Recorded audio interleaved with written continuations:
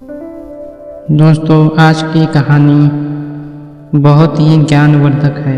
कालिदास कैसे बने विद्वान।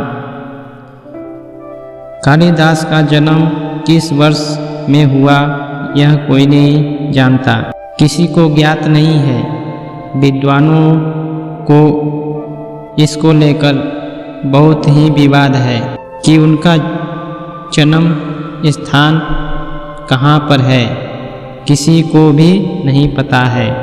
लेकिन ग्रंथों में मेघदूत ग्रंथ में कालिदास ने उज्जैन का वर्णन विशेष रूप में किया है। इसलिए कुछ विद्वानों का मानना है कि कालिदास का जन्म उज्जैन में हुआ है। विद्वत्मा की विवाह कालिदास से जीवन का प्रमुख घटना है। कालिदास बचपन से अनपढ़ और महामूर्ख थे। विद्वत्मा को अपने ज्ञान पर बहुत घमंड था। वह एक राजकुमारी थी, वाराणसी के राजा नरेश की पुत्री थी।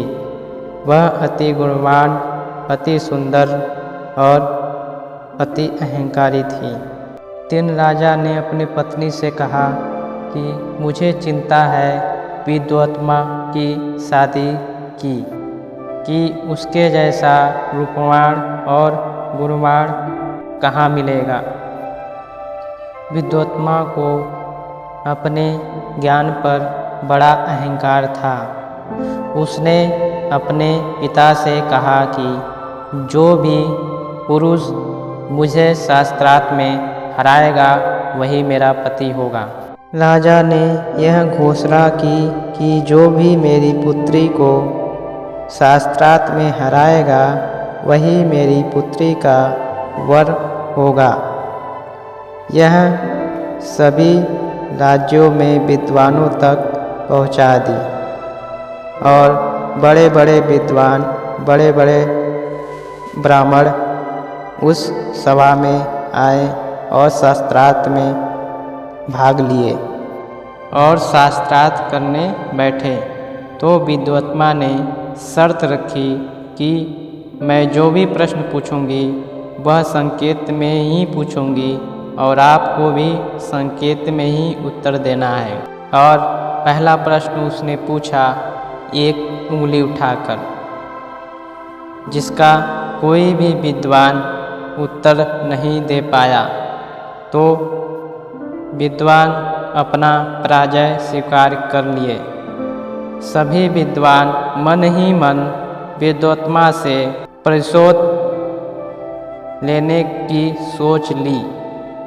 वह किसी ऐसे मूर्ख व्यक्ति की तलाश कर रहे थे जो इसी शास्त्रार्थ में पराजित करे सके। एक दिन सभी ब्राह्मण जंगल से गुजर रहे थे तो उनको एक व्यक्ति दिखा। उन्होंने पेड़ पर एक व्यक्ति दिखाई दिया। वह जिस शाखा पर बैठा था उसी को काट रहा था। विद्वान समझे कि ये व्यक्ति बहुत ही मूर्ख है। इसी समय उन्होंने उसका चुनाव विद्वत्मा को पराजित करने के लिए कर लिया। वह व्यक्ति कोई और नहीं, कालिदास ही थे। विद्वानों ने कहा कि हे बालक, तुम नीचे आ जाओ, तुमसे बहुत ज़रूरी बात है। ये पेड़ काटना छोड़ दो। कालिदास अपने धुन में ही पेड़ काट रहे थे। तो विद्वानों ने कहा कि आओ, तुम्हें मैं मिठाई दूंगा और तुम्हें तुम्हारी शादी कराऊंगा। तब कालिदास नीचे उतर कर आए और उन्होंने अपना नाम बताया। विद्वानों ने कहा कि ठीक है, आपकी हम शादी कराएंगे और आपको राजमहल में शादी कराएंगे एक राजकुमारी से। आपको मेरी बात माननी होगी। कालिदास जी ने कहा, ठीक है।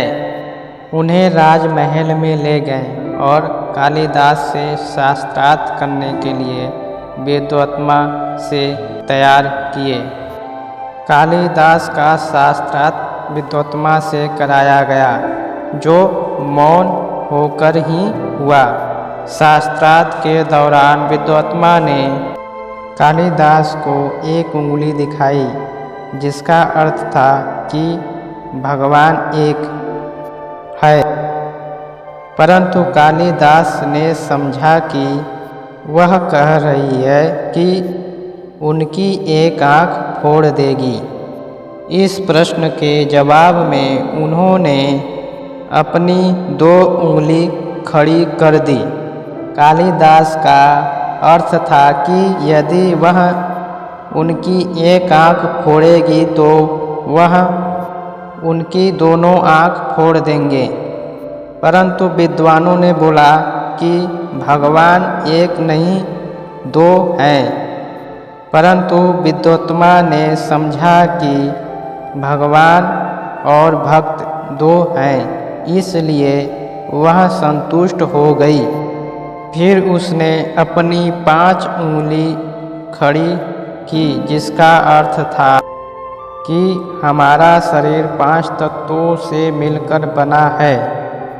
कालिदास समझे कि वह उन्हें थप्पड़ मारना चाहती है, तो उन्होंने अपनी 5 उंगलियों को जोड़कर एक मुट्ठी बना दी और संकेत में कहा कि यदि तुम मुझे थप्पड़ मारोगी तो तुम्हें घूंसा मारूंगा। परंतु इस उत्तर को विद्वत्मा ने दूसरे प्रसंग में ले लिया। वह समझी कि 5 तत्व तो अलग अलग हैं, परंतु मन तो एक है और 5 तत्व मिलकर के एक शरीर बनी है। इसलिए विद्वत्मा को यह दूसरा उत्तर सही लगा। इसी तरह से प्रश्न उत्तर हुए और विद्वत्मा ने अपनी पराजय स्वीकार कर ली और कालिदास को अपना वर। विद्वत्मा और कालिदास अपने कक्ष में गए और उसमें बैठे थे। तभी बाहर से ऊँट आ रहा था और कालिदास छत पर दौड़े गए और ऊँट देखकर बोले, ऊठ ऊठ ऊठ। मतलब उनको ऊँट भी कहना नहीं आ रहा था। विद्वत्मा ये सब देख करके कि कालिदास एक मूर्ख व्यक्ति है और कालिदास मेरे जीवन में इन लोगों ने छल करके मेरी विवाह कराई है। और कालिदास को पूछा कि संस्कृत नहीं आता, और कालिदास ने कोई उत्तर नहीं दिया और ऊट ऊट बोलते रहे। एक बच्चे की भांति देखती हुई विद्वत्मा ने ऐसे पति से तो अच्छा है कि मैं ऐसे ही रहूं, इसलिए कालिदास को अपने छत से ही नीचे ढकेल दी, जिससे कालिदास को गिरने की वजह से बहुत चोट आई और कालिदास रोते हुए अपने घर की तरफ बढ़ रहे थे। तो गांव के बाहर छोर पे एक काली मंदिर था। उसी मंदिर में जा कर के वह बैठ कर के करुणा भरी आवाज़ में रो रहे थे। उनकी करुणा आवाज़ सुनकर माँ का हो गई और माता ने कहा कि हे पुत्र, क्या बात है, तुम क्यों रो रहे हो? किसने तुम्हें पीड़ा दी? किसने तुम्हें मारा? कालिदास ने कहा कि विद्व मतलब उनको अपनी पत्नी की तरफ इशारा था, लेकिन उनको कहने नहीं आ रहा था कि विद्वत्मा ने उन्हें छत से ढकेल दिया है।